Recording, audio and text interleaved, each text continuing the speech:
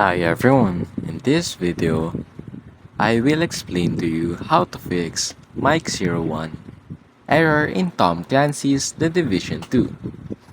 So, some of them or some of you experienced this error. And if you reinstall the game, it still won't work. So basically, the uploader managed to resolve this Rogue PowerShell script running its parameters in the background. Had mistakenly thought he killed the script and reverted his settings. Apparently, he didn't.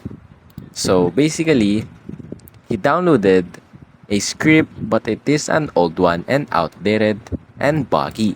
So he closed down the application, but the parameters or the script were still running. Hence why he couldn't connect to servers in Division 2 for so long. So he just disabled that script and it finally worked. And that's basically it.